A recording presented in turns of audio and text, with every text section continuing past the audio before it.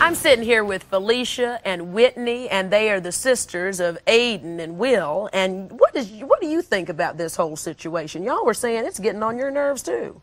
Tell me why. It's breaking up a friendship and everything, and we're like, okay, we don't want them to be not friends and everything, having a fight and everything. We want them to be together and everything, be friends forever. That's right, because I understand that you two want to be friends, and you can't be friends when one of them's punished. You're not allowed to go to each other's houses. So this is starting to affect you, what your brothers are going through. Is that right? Yes, ma'am. So what do you say to your brothers? Why, both of y'all, are you sisters? Talk to your brothers right now. What would you say, Whitney?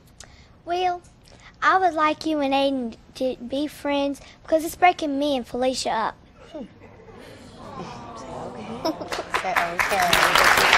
Will. Hey, come on, Will. And what do you say to Aiden, Felicia?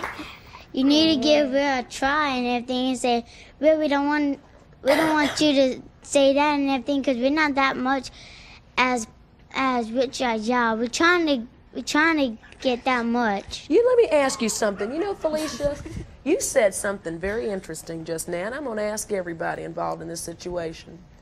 Is it an economic thing, parents? Is it because maybe one bike is bigger, maybe you come from two different backgrounds, and that's what's happening, that's the conflict? Yes. Whoa. I want to introduce you now to Arden Greenspan Goldberg. She's a family therapist in private practice, and she's been working with families for more than 22 years here in Manhattan and Sonoma, New York. And Arden believes that maybe the parents should look to themselves to see why their children are choosing violence. I think that was an interesting revelation from the mouths of babes, I think. Okay, these girls are great. I was sitting next to them the whole time, and they really want to provide the glue, okay, because this is very complicated, this family here, because I think that there is something here about Will unknowingly sometimes to fend off Aiden.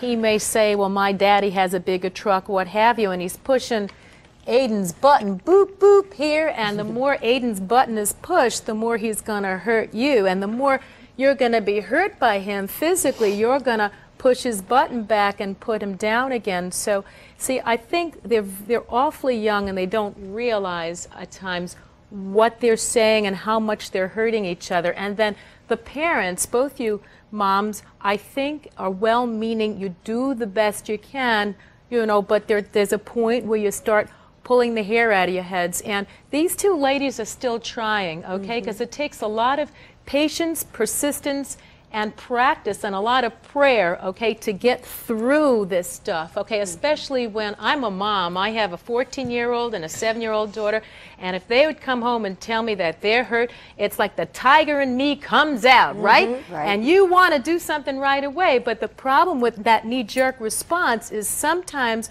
we act premature rather than take 10 steps back and hear your child out, hear what they have to say, patiently, and don't collude or stir him up and say, yeah, isn't he a...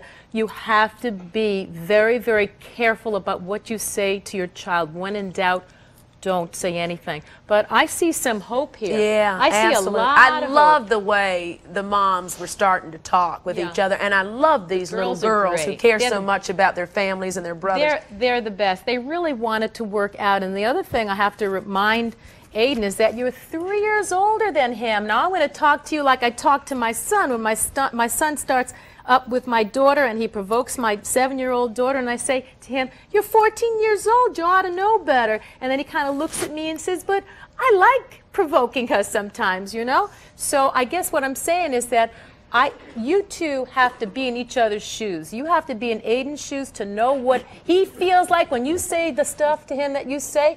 And Aiden, you got to be in Will's shoes too. Ride his shoes a little bit and know what it's like to be picked on a bit, okay? And I think the more you practice being in each other's shoes, I think the better off that you're going to be. Plus, your sisters are rooting for you guys, okay? Hey, listen, sisters, what do you say? You think they'll shake hands? Y'all have, your 3 sisters here say you have to shake hands and you have to try. Okay, but one important thing, I don't want anyone in this family lifting hands at anyone ever again, and that includes the mom, because aggression breeds aggression, okay?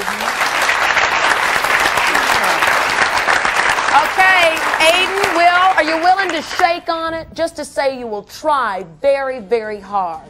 Come on. Look at each other in the eye and shake. We'll look at it. Yay! Go up there and pat your brothers on the back. Go give them a hug. You better hug her. Give your son or daughter. Oh, that's You better hug her. good. Let's get some support, New York.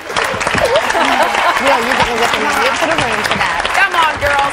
Let me tell you, those of you who are watching at home, very good job. If your son or daughter is having problems also with a bully and you would like some information on what to do, you can call 1-800-471-6754. That number again, 1-800-471-6754. We'll give it to you again before the end of the show.